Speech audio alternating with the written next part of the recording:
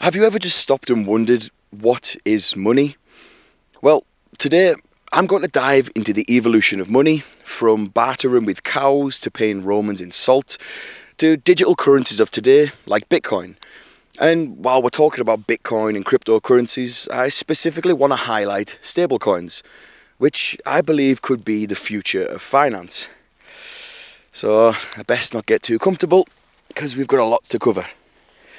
Let's dive in.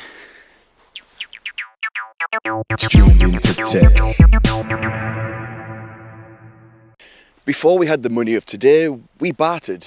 You trade me your cow for my grain, but this wasn't exactly efficient. So early money became anything scarce and valuable. Salt, seashells, and eventually gold. And very quickly after that, gold coins became the standard of money, because they were universally trusted, scarce and durable. But paying for things such as everyday transactions weren't exactly the most convenient when you're using a gold coin. So people invented something new: paper money, which was backed by gold. Then in 1971, the USA ditched the gold standard and adopted fiat money, currency backed by nothing but trust. But here's the problem. Our current financial situation, well, it's not perfect. It's slow, it's expensive, it's ripe for abuse, and it's full of fraud. So in 2008, a new currency was invented: Bitcoin. Bitcoin is a decentralized digital currency designed to challenge the traditional financial system. However, Bitcoin has a major flaw: volatility. Nobody wants their paycheck to lose 20% of its value overnight. So, enter the next evolution of money: stablecoins. Stablecoins take advantage of all the benefits of crypto, but remove their major problem, which is volatility, by pegging their value to something more stable, such as the US dollar. Now, the first stablecoin that was invented was Tether back in 2014, or USDT. Since then, PayPal's entered the arena with PYUSD, there's USDS, and many, many more. The current stablecoin market cap is worth over $200 billion, and it just keeps growing. I want you to think back to 1988 and dial-up internet. Could we have imagined that 10 years after that, everyone would have access to the world's knowledge and information instantly? Or that 10 years after that, everyone would have a small computer in their pocket, a smartphone? Or that pretty much just 10 years after that, everyone then has these smartphone devices packed with artificial intelligence, which essentially means that everyone is now carrying a supercomputer.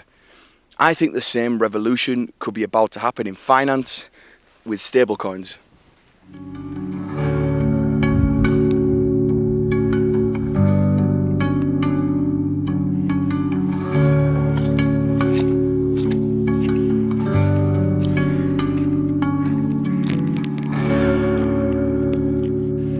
So why do we need stablecoins?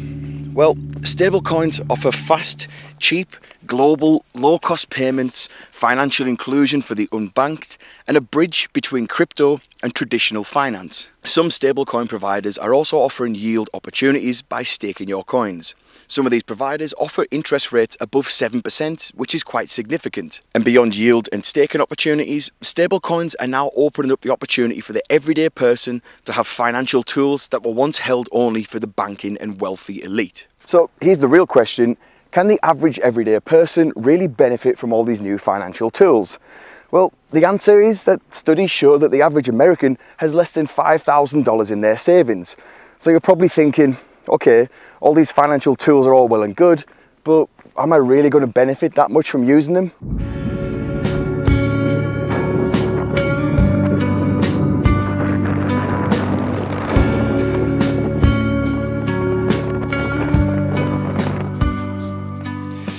Now, while I am out here today educating you about the future of finance and crypto and stablecoins, that is actually secondary to my real reason for being here, which is finding the perfect place to sit and eat some banana bread. But while I'm here, I might as well tell you about the harsh realities of debanking. You see, in the real world right now, there are people who operate within the crypto world and businesses that are being debanked. This means that they are losing access to traditional financial services, often because of political or regulatory reasons. Mark Andreessen recently sat down with Joe Rogan and highlighted this issue in his podcast. Mark Andreessen has stated that over 30 people and crypto businesses alike have been cut off from traditional financial services in what's been known as Operation Choke Point 2.0. He alleges that the US government has pressured banks to cut off services to these people and businesses. It's wise to note as well, when somebody is debanked, it's more than just an inconvenience. It can ruin lives and destroy businesses. And this is why decentralized crypto matters. Unlike in the traditional world of banking, no central authority can freeze or control your Bitcoin. It's money that you control. Stablecoins too offer similar benefits, but it is wise to note that some stablecoin providers can freeze and control your money under extreme circumstances. In a world where financial restrictions just seem to be increasing, decentralized crypto offers a freedom that the traditional banking world just can't offer. This kind of control is becoming more important than ever. Anyways, I digress. It's time for some banana bread.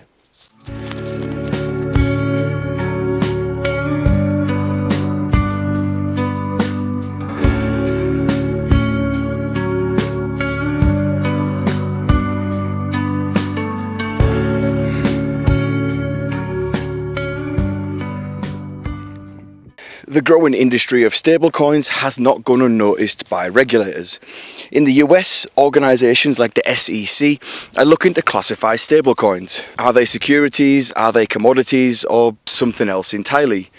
This lack of uncertainty with regulation has put the entire industry under the microscope. But you see, regulation could actually change everything for the better. If bodies like the SEC actually embrace and regulate stablecoins, it could unlock institutional capital, bringing in trillions of dollars into the market overnight. But while regulators focus on classification, we also need transparency from major players such as Tether. You see, Tether has always come under scrutiny in questioning whether it holds enough assets to actually back the amount of Tether it has issued. And apparently it has never once passed an audit to prove it actually does. So where does that leave the industry? So where are we heading? What is the future for stablecoins?